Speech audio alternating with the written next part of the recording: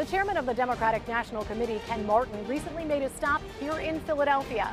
I'm Laura Mayk, and I sat down with him to talk a little battleground politics. We talked about the midterms ahead, primaries, and why you may see the DNC getting involved in school board races. Mr. Chairman, thank you so much for taking some time, and welcome to Philadelphia. Thank you so much. It's my third time here in Pennsylvania since I was elected 5 months ago as chair of the Democratic National Committee. So as you can imagine, this is a very important state for us, and I'm sure it won't be the last time I'm here. Yeah, we are aware that we are very important here in Pennsylvania. Well, let's start with that. What are you doing on this particular trip? Why are you here in Philly and in Pennsylvania? Yeah, well, first off, I'm here today specifically. The National Association of County Officials are having their convention here, and I wanted to come and address all of those local elected officials who are right at the nexus of this critical work that's going on between state funding and federal funding of providing services to so many vulnerable communities, as our county officials have been doing for years, right?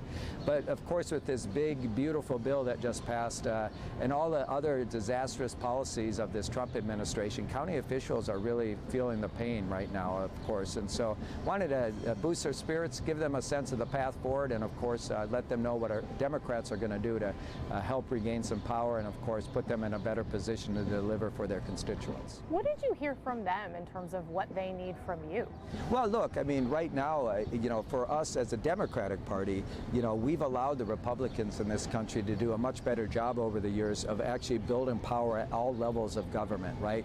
They're not just focused on building power in Washington, they're focused on building power at local offices, from school boards to city councils to mayoralships and of course to county board seats. And so our party has not actually competed in those races as we have in the past, as we should have in the past, meaning that we actually need to build power at every level of government. There's no such thing as a nonpartisan race anymore. Every race has been politicized, and as a result, we have to do a better job of providing resources to Democrats running for local offices. Does that mean that we should expect to see the DNC getting involved in school board races, yes, county commission races? Absolutely, and there's a reason for that, because we've seen the far right politicize these offices, which in the past had been nonpartisan offices, but they're no longer nonpartisan office.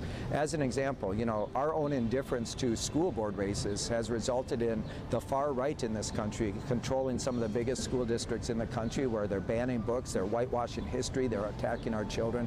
So for us as Democrats, we have to be in those spaces as well to make sure that we're standing up for our party, standing up for our values. Most importantly, that we're actually not allowing the Republicans and this far right agenda to just run roughshod on the people that they were elected to serve. You can't be involved in every school board race. I don't think there's enough money out there. How are you going to decide which local we're going to work with people on the ground to determine which races are the important races for us to invest in, right? We're going to work with groups like the National Democratic County Officials to let us know where are the important county races around the country. We're going to work with folks like school board associations and the National Democratic Mayors Association, Democratic municipal officials, to let us know where are there key races that we should be investing in to help us build power throughout the country. You're right, we can't compete in every single race, but I'll tell you what we can do is we can organize everywhere, and that's what the DNC is focused on. That's one of the reasons I'm here. We just launched our Organize Everywhere program, our organizing summer as we call it. It's a first initial down payment on a permanent investment that we're making in year-round organizing throughout this country. Our philosophy at the DNC is this, that when you organize everywhere, you can actually win anywhere. There's no inch of this country that we shouldn't be organized in. We have to be organizing in every county. We have to be organizing in every jurisdiction. We can't just be a party, for instance, that is just competing in 7 battleground states and leaving the other 43 states to fend for themselves. And we certainly have to dig deeper than just statewide races. We actually have to start building power at the local level. That's why I'm here. As I said, this is my third time here. It's not by accident. We're committed to Pennsylvania, and we're committed to actually building up and down the ballot in all parts of this state. As you do that, and as you try to get your message out, you mentioned you haven't been in office in your position for very long. If you look at sort of the post-2024 time for Democrats, it's been a little messy. It's been a little messy. That's an understatement. Yeah. How do you convince people, in particular, how do you convince young people that you are listening to them and that you can actually deliver? Well, I think it's really important. Young voices matter in this party, right? And we have to be intentional about creating pathways to their leadership, right? Both in party leadership, but also in elected office. You know, there's great distrust out there, especially amongst young people in institutions, whether it's institutions of government, whether it's political institutions, whether it's political leaders. And, you know, frankly, there's a lot of people in our party who've held on to power for so long that they're not seeing people who are like them, right? They're not seeing themselves represented in the political discourse. And we have to do a better job of making sure that they see themselves in these spaces and they see opportunities for themselves to actually participate if they so choose. And so we have to do a better job. We also have to realize that a lot of young people, right, they're not motivated by party or candidates. What they're motivated by is the issues. And they want to see real, durable, lasting change on the issues they care about. And so part of the way we get young people back is by actually standing up and fighting hard for the things that they care about, right? Making sure that we're actually delivering on the promises we make when we have power. And at the end of the day, like I said, giving them a chance to actually, you know, participate within that process. So, you know, there's so many things I could say. One of the things that's important is, you know, for me, bringing people in, young people. There's no DNC chair that's probably done more in their short time to actually democratize the DNC, to bring new voices into the process, including young people. I'll be back here in Philadelphia this week, actually, for the National Young Democrats Convention, because it's so critical that we're actually making sure that young people know that their voices matter in this party and that they have a role to play. One of the things that is a little bit sticky for the DNC is how you handle primaries, and that's really where young people and any voters get in to decide who will represent them. How do you wade through that? How do you handle that, given that that's the entry point for people? It is, and let me say this, because I think part of that debate between me and David Hogg, as an example, I want people to understand this, because David and I support each other's positions. I actually think primaries are really important, because primaries not only do they hold elected officials accountable, right? They bring new ideas and fresh perspectives into the conversation, and they're also a pathway for new and exciting leaders, right? And so primaries are really a healthy part of our party process, and I support what David's trying to do with having more primaries in this country. There's nothing wrong with that. But also in 2017, when I came in as a vice chair of the DNC, leading all of our state parties, I brought two really important reforms forward as a reflection of the 2016 election. The first one was I authored the superdelegate reform to make sure that no longer can the powerful and elite of our party make the decisions on who our nominee are. And the second thing I brought forward— Change things at the way the conventions work. Right, but the second thing I brought forward is a neutrality pledge to say that if you're a party officer of our national party, that you have a responsibility to stay out of party primaries. Right? Because it's not up to you to pick who the candidates are. It's up to the primary voters to make those decisions. Our job is to stay neutral, right? Our job is to actually honor the will of primary voters. Why did I do that? Because I saw how many young people in 2016 were so discouraged after they came out and supported a presidential candidate, and they were so discouraged because they felt like party leaders were picking winners. They felt that party leaders were saying your voice doesn't matter, that at the end of the day we're going to pick who our nominee should be and you don't have a say. That is exactly the wrong thing, and that's why the challenge for David and I was, how do you reconcile these two things? Because David wanted to be a party officer, but what I was saying is, look, as party officers, we just have to stay out. We can't help incumbents or challengers. Our job is to actually support the process. Our job is to be the referee, right? To actually build a fair playing field for every candidate that wants to participate, and then stay out, and then whoever the primary voters decide is going to be our nominee, we will support. And how do you reconcile those two? How do you reconcile his want and desire to be involved in primaries, which aren't a bad thing, with my want and desire to keep all of our party officers out of primaries, so we actually build a fair and level playing field for all candidates and voices who want to participate? While we're on the issue of primaries, I want to get to some of the the messaging that you guys are going to have. But we handled this primary conversation since we got on it. There isn't a primary coming up in our area, and I wonder whether there's going to be any sort of awkwardness for the DNC on that, which is Congressman Evans is retiring. Yes, of course. He's not going to run for re-election again. One of the people running for his seat is the state party chair. Yes. Does that make it awkward for the DNC? Well, look, we will stay out. And as much as I like Sharif Street, he's a great friend, and I've known him a long time and his family. The reality is it's not up to me to get involved in primaries like that, right? The DNC has a neutrality policy, meaning that we have to stay out of primaries. Let people here in Philadelphia make that decision, right? And then whoever they decide is going to be our nominee, then we will fight like hell to work for that person, right? And that's across the board. We stay out of every single primary, whether it's for school boards or local offices, state offices, etc. It's important for us to just stay out and honor the will of the voters who make these decisions. There's already some rumblings here in Pennsylvania about 2028, not for the presidential race, but in terms of Senator Fetterman. Yes. What's your message to anyone considering primarying Senator Fetterman? Well, look, I mean, again, as I just said, we stay out of primaries. If Senator Fetterman decides to run again, right, and he wins a primary, if he has one, of course we will support him, right, at the end of the day.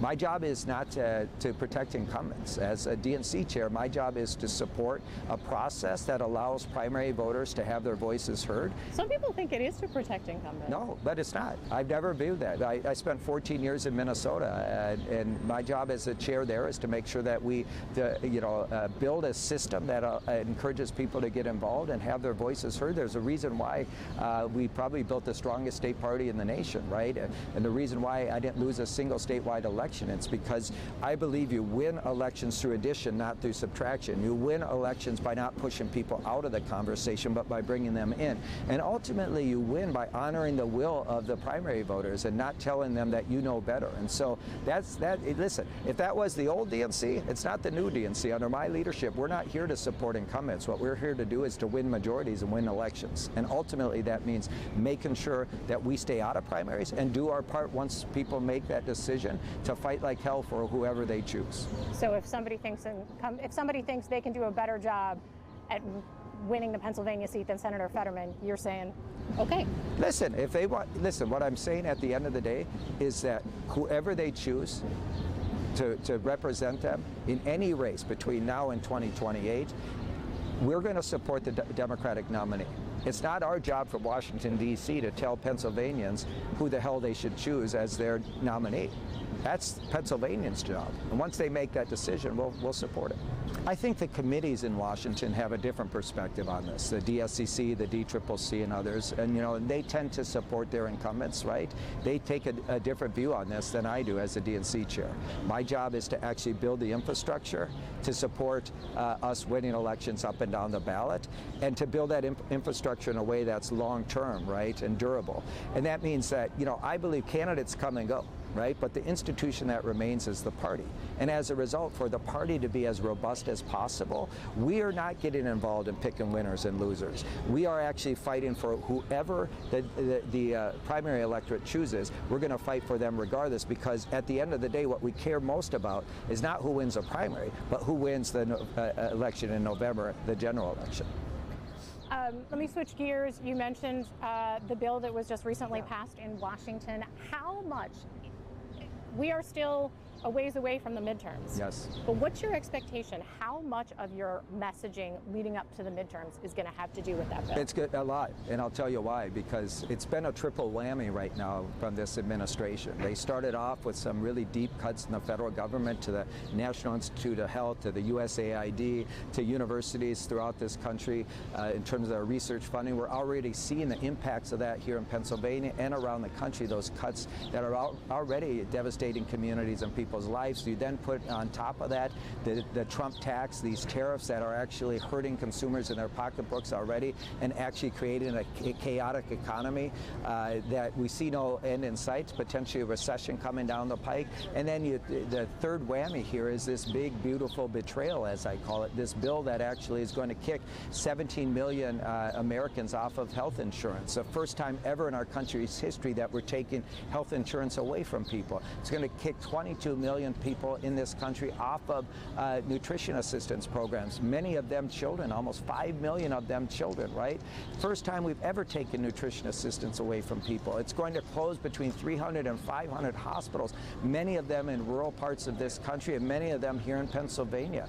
We know, I come out of the building trades, right? We know that it's just within construction alone, 1.75 million jobs are going to be lost because of this bill. And we know across the country, no matter what state you're living in, people are going to see their electricity bills increase because of this bill. It's already impacting people's lives, and it's only going to impact them more as we get closer to the 26th election cycle. The fact that the Medicaid piece of this is the piece that's gotten a lot of attention and a lot of conversation, but that part doesn't kick in right away. How do you make that case when people might not feel it? Well, I will tell you, we are seeing that it's kicking in right away. We've seen hospitals making decisions right now on the fact of what their staffing levels are going to look like for next year, right? We're already seeing hospitals close around the country, right? Even one in North Carolina. I think there might be one here in Pennsylvania. You're talking about the closure. I don't know. That was before this. Yeah, but that was a bankruptcy. That was before. There are hospitals that are closing around the country right now because they can't, without the Medicaid funding, they're not going to be able to keep their doors open. And so we'll get you the exact states on it. I can't remember off the top of my head. But the point is, we're already seeing hospitals making decisions about staffing levels and cutting back because they're projecting out right now to these cuts that are going to happen. We're seeing businesses doing the same thing, right? At the end of the day, people are going to feel these impacts. But it's not just, again, the impacts of the Medicaid cuts or this big, beautiful bill. They're already feeling the impacts from the cuts earlier in the year, right, to the USAID, NIH, go down the list. They're already feeling the impacts from these Trump tariffs that are already impacting consumers. So you're packaging all of it. Well, it's all of it. It's accumulation because here's the deal. At the end of the day, hardworking Americans are going to bear the brunt of all of it. Hardworking Americans that Donald Trump promised he was going to make their lives more affordable on day one, that he was actually going to improve people's lives and strengthen their communities, he's left them out in the cold. He's abandoned them all to help his rich billionaire friends. I mean, think about this. At the end of the day, that's what is happening here.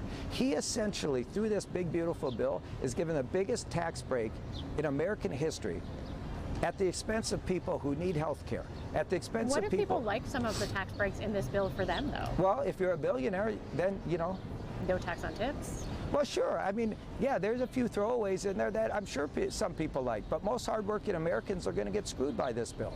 Most hardworking Americans are going to feel the negative impacts of this in their lives, in their pocketbooks, and certainly at the end of the day, again, what has he done? What has he done to help improve their lives?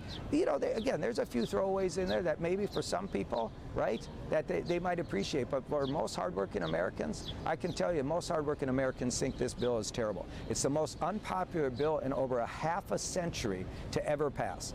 And yeah, you know what, it's not a gift for the American people, but it's a gift for the Democratic Party. And why is it a gift for our party? Because it allows us now the opportunity to have conversations with working class people again in this country, many of whom have left this party because they didn't believe that our party represented their future, that they didn't have an opportunity to actually get ahead with the Democratic Party. Now they're realizing that Donald Trump is a fraud, and what this bill of goods he sold them, he's a snake oil salesman. He hasn't delivered one thing to actually help hardworking Americans, and we're going to continue to hang that around the necks of Republicans and Donald Trump for the next 18 months. As you do that, I saw something the other day that I wanted to ask you about because I was checking out your social media comes through my feeds as a lot of political stuff does, and you posted something listing Republicans in competitive districts. I think that the headline was something about had voted for the Trump budget bill. You had Congressman Brian Fitzpatrick on there from Bucks County. He didn't vote for it.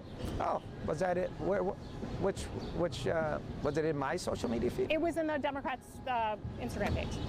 Well, look. At the end of the day, I think he was the only one, or maybe one of just a couple of people who didn't vote for that bill. I think there were two. Yeah, I think there were two. I don't know the other person, to be honest with you. So I can't speak to that because I don't think I've ever called out Fitzpatrick by name. But what I will tell you is both Congressman Fitzpatrick, McKenzie, Perry, Others in this state are very vulnerable right now, not just because of this bill, but because of their support for this president, right? They put their fealty to Donald Trump and kissing his ring on so many different policies that actually work against hardworking Pennsylvanians who expect better, expect more from their representatives right now.